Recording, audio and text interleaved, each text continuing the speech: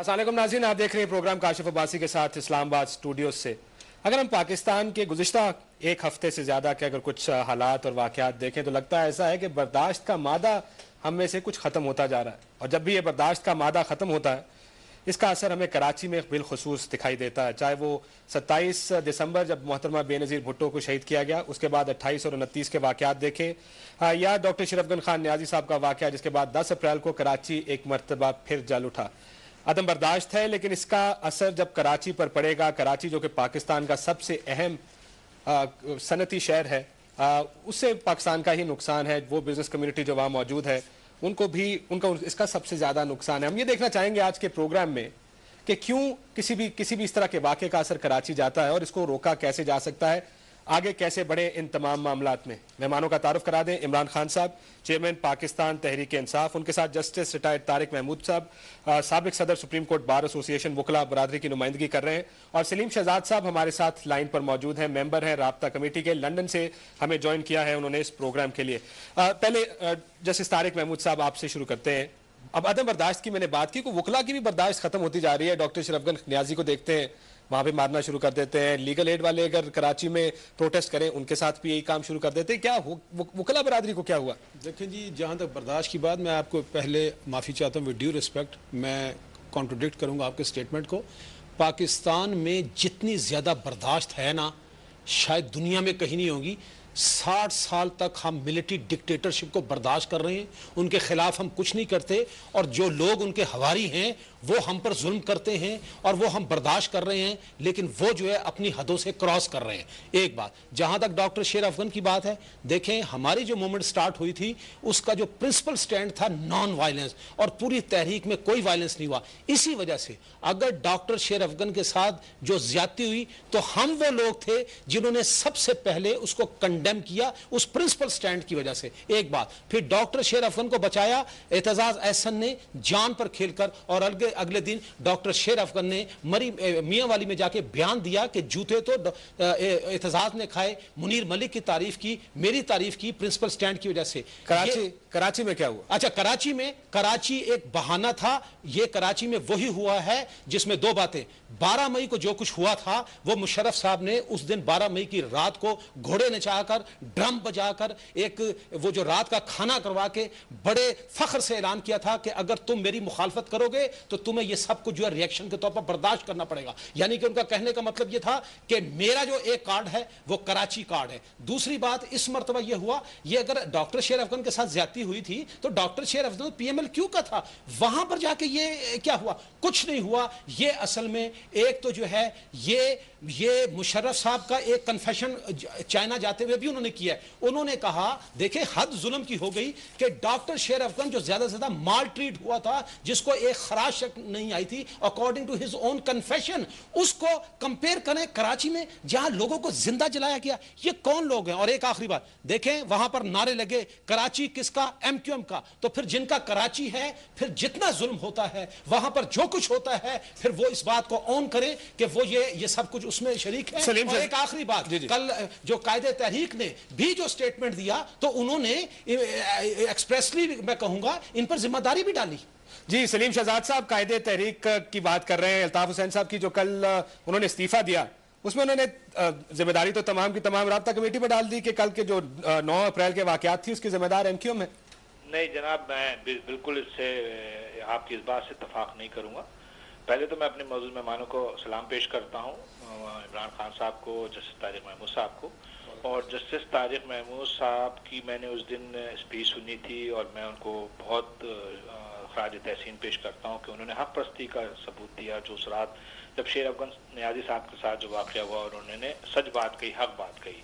देखिए, बात दरअसल ये है कि कायदे तहरीक अल्ताफ भाई ने कतन ये नहीं कहा कि ये MQM ने किया है, ये MQM इस पर MQM को इसका मोर्द इल्ज़ाम ठहराया। देखिए, हमने ये कहा, कायदे तहरीक ने ये कहा कि चूँकि हमें एक भारी मैंडेट दिया है, हमारे मुंतखब नुमाइंदे हैं, हमारे सिटी नाजिम हैं, हमारे टाउन नाजिम हैं, और कराची में जो खूनी सानिया हुआ उसमें हमारे जो मुंतखब नुमाइंदे हैं उस खूनी सानिया को, उस तशद्दुद को, उस हंगामाराई को रोकने में नाकाम रहे।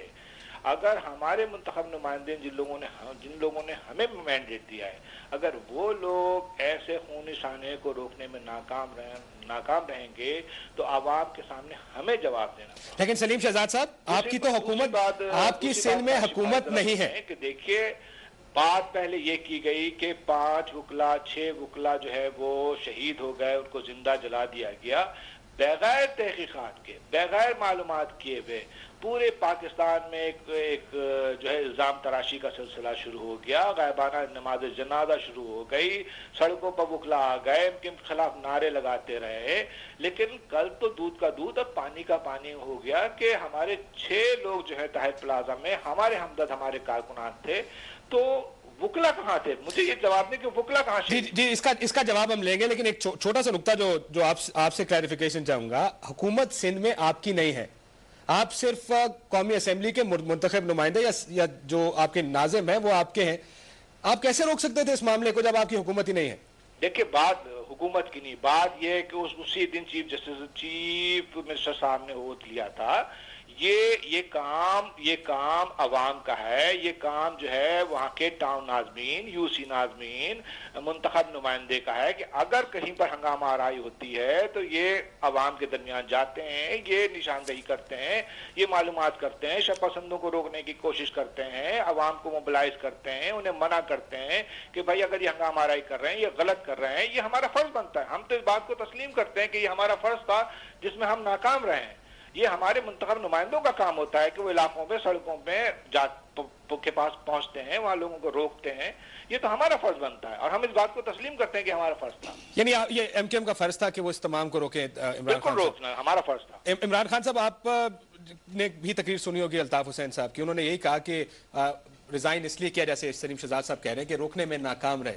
लेकिन क्या अगर अवाम को मोबिलाइज किया जाए तो क्या स्टेबलाइज किया जा सकता है वाकयात को, हालात को? देखिए, मैं सबसे पहले तो सलीम शहजाद साहब को ये कहना चाहता हूँ, उनको वालेकुम सलाम भी कहता हूँ, और ये कहना चाहता हूँ कि मेरी तरफ से अल्ताफ भाई को एक पैगाम दे दें कि देखें, आगे से जब उन्होंने रिज़ाइन करना है ना, तो जब वो रिज़ाइन करें तो जितना मर्जी उनके कारकुन इसरार करें, उसके बाद वापस ना रेजिग्नेशन लें, नहीं तो लोग समझेंगे ये ड्रामा है सारा। तो आगे से वो प्लीज़ रिज़ाइन तब करें जब उन्होंने वापस नहीं रेजिग्नेशन लेना। दूसरी चीज़, अगर 12 मई को सही माने में इंक्वायरी की जाती, जो जनरल मुशर्रफ इसके बहुत बड़े मुजरिम हैं कि इन्होंने इंक्वायरी नहीं होने दी, अगर सही माने में इंक्वायरी होती तो ये जो 9 अप्रैल को इवेंट हुआ है ये ना होता। अब देखें, सलीम शहजाद साहब अपना वर्जन दे रहे हैं। अभी आपने सुना कि जज साहब ने अपना वर्जन दिया। यहाँ कहा जा रहा है कि वकला मारे गए और वकला ने उनकी नमाज जनाजा पढ़ी। अब कौन सच बोल रहा है? इसीलिए दुनिया के अंदर इंडिपेंडेंट इंक्वायरीज होती हैं। अगर 12 मई की इंक्वायरी हो जाती तो एमक्यूएम कह रही थी कि एमक्यूएम के लोग मारे गए उस दिन। हम सारे अपने सारी जितनी पॉलिटिकल पार्टीज जिन्होंने लोग निकाले थे, हम सबको पता कि हमारे लोगों के ऊपर गोलियां चलाई गई हैं। टीवी ने एक लोगों ने सीन देखा, क्यों नहीं उसके ऊपर इंक्वायरी हुई? और मैं अब भी ये कहता हूं कि 9 अप्रैल की एक इंक्वायरी होनी चाहिए।